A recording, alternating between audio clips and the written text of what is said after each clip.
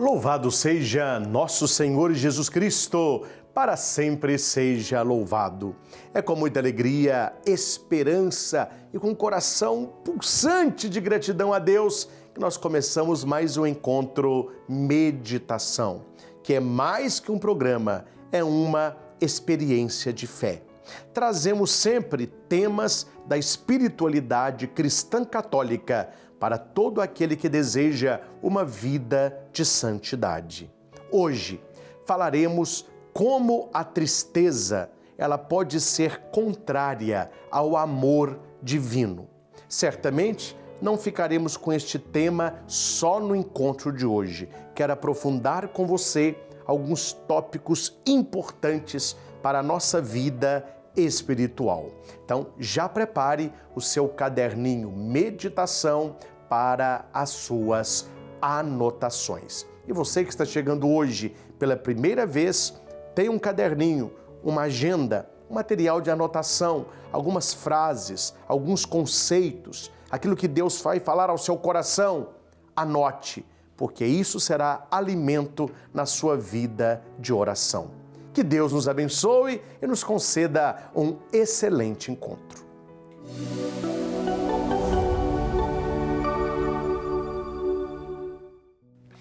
Que bom estar com você para mais uma meditação de temas da espiritualidade cristã. Como dizia, a tristeza é contrária ao amor divino. Como? Começo com uma comparação que o próprio São Francisco de Sales nos propõe. Preste atenção. Não podemos enxertar um carvalho em uma pereira, porque são muito diferentes um do outro. Carvalho, uma madeira mais nobre, pereira, pé de pera, né? Como você vai pegar um carvalho e enxertá-lo numa pereira? É muito diferente, não dá. Da mesma forma, não podemos enxertar a cólera e o desespero no amor. Uma pessoa que tem cólera, raiva, ódio, como que ela vai ter no coração o amor de Deus? Uma pessoa que perdeu a esperança, uma pessoa desesperada, uma pessoa que olha para o futuro apenas com uma visão apocalíptica, desgraça, fim, como que esta pessoa terá o coração cheio de amor? Aqui, se você quiser já anotar no seu caderninho Motivação, há 2 pontos importantes para a nossa vida espiritual.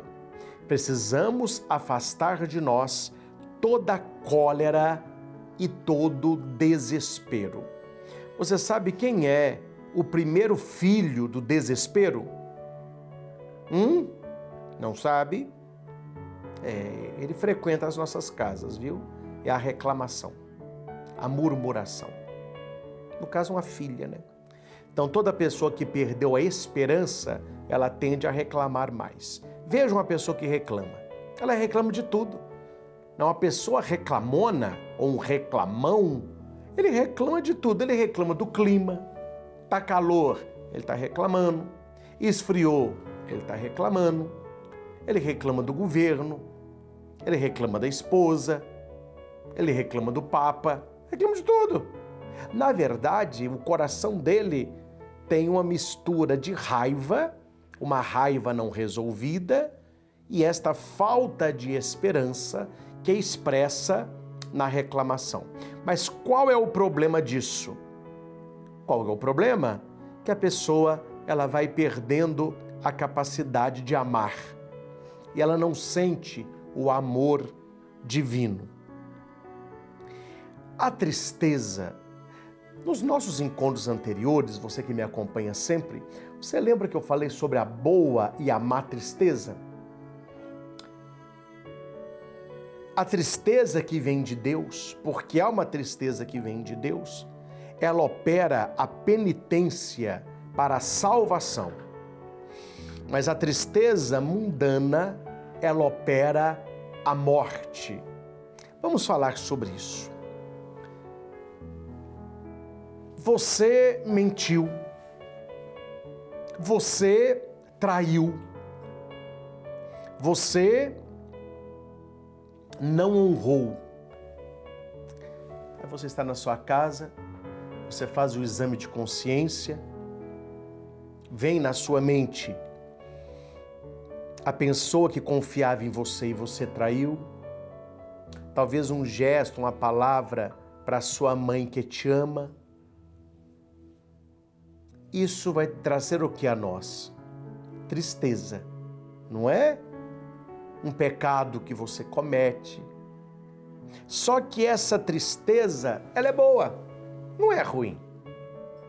E posso falar que é uma tristeza de Deus, porque essa tristeza, ela trabalha para a nossa salvação, que é quando você se sente triste por ter feito mal às pessoas ou pecado contra Deus, é um bom sinal de que você está no caminho de santidade e que essas coisas te incomodam. É mais ou menos a questão da doença. A dor pode ser boa como pode ser má. Deixa eu falar de uma dor boa. Qual, padre? É a dor que atesta um problema, uma infecção. E se você não tivesse a dor, talvez você não teria procurado o médico. Então, aquela dor, deu uma dor aqui. Essa dor te levou ao médico. E foi por causa desta dor que foi descoberto um problema, uma enfermidade, para que você faça o tratamento. Como que essa dor agiria se ela fosse uma dor má? Primeiro, não doeria. Estava tudo ali dentro e não dói nada. Então você não procura médico.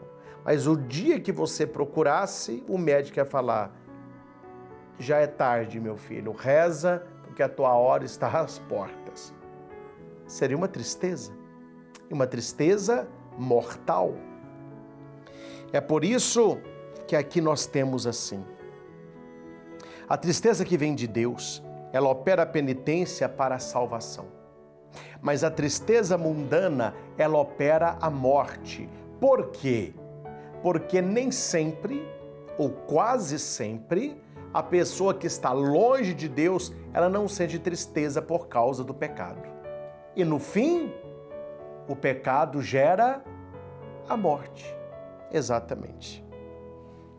Há, porém, uma tristeza que afeta, atenção, os pecadores, primeiro nível, os bons, segundo nível, e quem está num caminho de santidade, de perfeição, o terceiro nível. Atenção ao que significa cada um. Se quiser anotar. Os pecadores exercem a tristeza pela penitência dos pecados. Então, uma pessoa cometeu um pecado, ela fica triste porque pecou contra Deus e a penitência dela é para o seu pecado, para vencer o pecado. E os bons? Uma pessoa boa. Ela vive a tristeza pela compaixão e pelas misérias temporais do próximo. Então, a pessoa boa, ela sofre por causa da dor do outro, da tristeza do outro. E os que estão no caminho da santidade? Os que estão no caminho da perfeição? Eles sofrem a tristeza pela condolência das calamidades espirituais da alma. Aquilo que está fazendo mal ao outro causa em mim uma tristeza. Assim, atenção, Davi, São Pedro, Maria Madalena choram pelos seus pecados. Primeira tristeza dos pecadores. Agar chorou vendo o seu filho quase morrer de sede. A tristeza, então, é por causa do outro. A primeira tristeza é por minha causa. A segunda, por causa do outro. Jeremias, ele sofre a tristeza olhando a ruína de Jerusalém. Então é sobre o acontecimento que levou tristeza a outros. Aqui, meus irmãos, nós precisamos entender onde nós estamos e qual é o tipo de tristeza que nós temos. A minha tristeza é pelos meus pecados.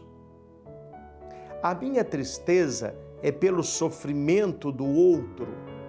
Ou a minha tristeza é por aquele acontecimento que levará tristeza ao outro.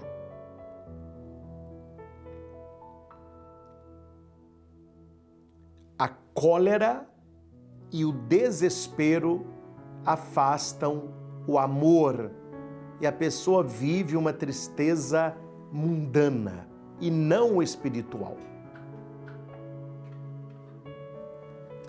Eu aconselho as pessoas, e quando chega uma pessoa para mim reclamando da vida, triste, abatida,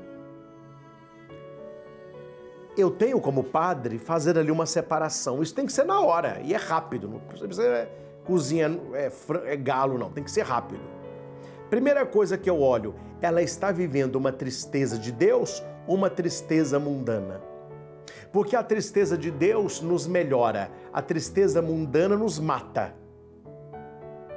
Arrependimento é o toque de Deus.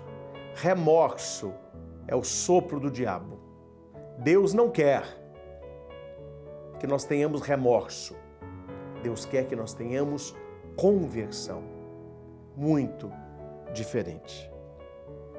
Nós temos aqui 3 causas, e você pode anotar, você vai gostar, da tristeza mundana. Eu fiquei triste. É uma dessas 3 causas. E é bom você olhar com detalhe essas 3 causas, porque o mal pode usar uma causa dessa para ser uma brecha para ele te tornar uma pessoa sem vida, apática. A primeira causa da tristeza mundana é o próprio diabo. É o inimigo infernal. E por que que ele nos quer tristes? Porque uma pessoa triste, ela abre mão de viver a esperança e a presença do Espírito Santo. Como que o diabo ele nos atenta na tristeza mundana? Ele coloca na nossa cabeça 1000 pensamentos tristes, melancólicos, enfadonhos. Já dizia minha avó, mente vazia, oficina do diabo. Já escutou?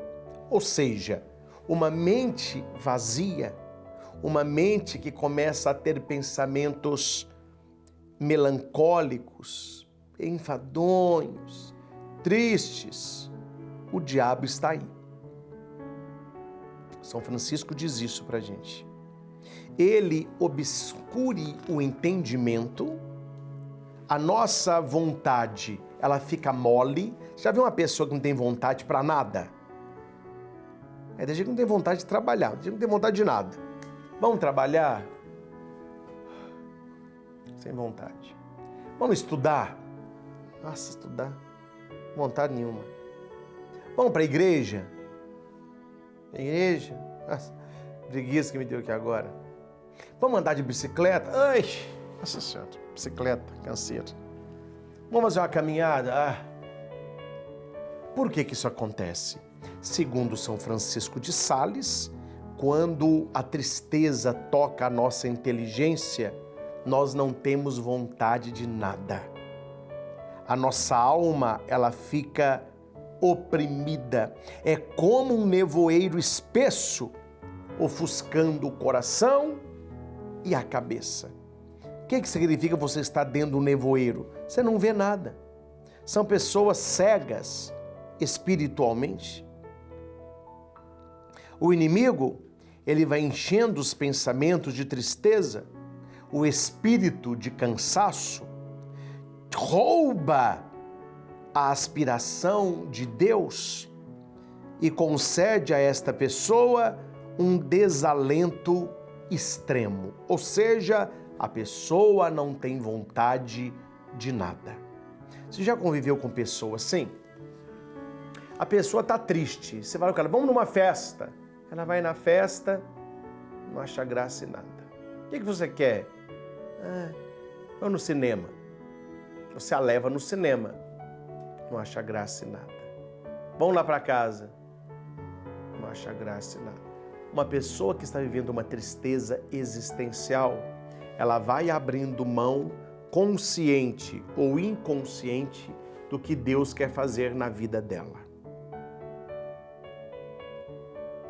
Aqui ele cita um exemplo que eu quero contar para você, que eu gosto muito dessas histórias, e aqui não é uma história, mas é também muito interessante. Ele diz que é um peixe chamado diabo do mar. Você já viu o diabo do mar? Graças a Deus que não quero ver não, viu? Mas onde que esse diabo do mar fica? Ele fica no meio do lodo, do charco, não é? No limo. E hora que ele vê um outro peixe chegando, que pode ser alimento dele, ele começa a se mexer, ele bate as barbatanas, sacode a cauda lá, o rabo, aí a água fica toda turva, ele suja a água e ele fica, de tucaia. O outro peixinho, coitado, entra ali, não tá vendo nada. O diabo do mar vem e o come. O nome diz, né? Diabo do mar. Olha o que São Francisco de Sales fala sobre a nossa vida comparada ao diabo do mar. Ele vai dizer assim: o demônio do inferno é como o diabo do mar, porque emboscando-lhe na tristeza, envolve a alma em um turbilhão de pensamentos enfadonhos, arrojados ao entendimento, espalhados sobre os afetos, enchendo-os de desconfiança, inveja, apreensões supérfluas acerca do pecado passado, fornece uma multidão de sutilezas vãs, agras e melancólicas, para que desprezemos todas as razões e consolações celestes. Como que o peixe diabo do mar, ele vai comer o outro peixinho? Ele turva a água, suja a água. Aquele peixinho não vê, ele entra ali e é comido. Como que o diabo vai capturar a atenção de uma pessoa? É a mesma coisa. Envolve-a na tristeza, a alma em pensamentos negativos. Você tem pensamento negativo? Você fica pensando só tragédia? Seu filho chega em casa da escola às 6 horas, deu 6h10, não chegou, ele foi atropelado. Quebrou um fêmur. Ele foi sequestrado. A sua cabeça é negativa, ela fica trazendo pensamentos negativos. Cuidado, viu? O mal nos ataca como o diabo do mar, fazendo esses pensamentos negativos nos tirar a visão clara da nossa vida. Enche-nos de desconfiança, inveja, maldade. Então aqui nós temos a primeira causa da tristeza mundana, que é o diabo, que é o mal. E eu te falei como que o diabo, ele atua. Ele vai turvar os pensamentos, como o peixe, diabo do mar, ele turva a água, para que a sua vítima não veja. Segunda causa, você está anotando aí. A primeira causa é, isso, parabéns, você anotou certinho, é o diabo, é o mal. A segunda causa, a tristeza, ela vem de condições naturais, quando domina em nós a melancolia. O que significa condição natural? É impossível o ser humano ficar feliz o ano todo. Nós teremos momentos de tristeza, e isso é algo natural. Só que aqui é um outro exemplo para que você entenda na alma humana o que significa tristeza.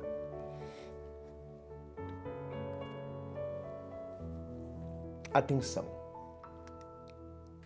Não sendo a tristeza de condição natural um problema, um vício em si mesmo, o inimigo se serve dela. Atenção, o problema não é a tristeza. Acompanhe o raciocínio com o padre aqui. Quando a pessoa ela entra numa tristeza, o mal, o diabo, ele vai usar desta tristeza para traumatizar, iludir e roubar a vida desta pessoa. São Francisco de Sales vai dizer que uma aranha não faz a sua teia em lugar que é limpo com frequência. Eu vejo na casa da minha mãe.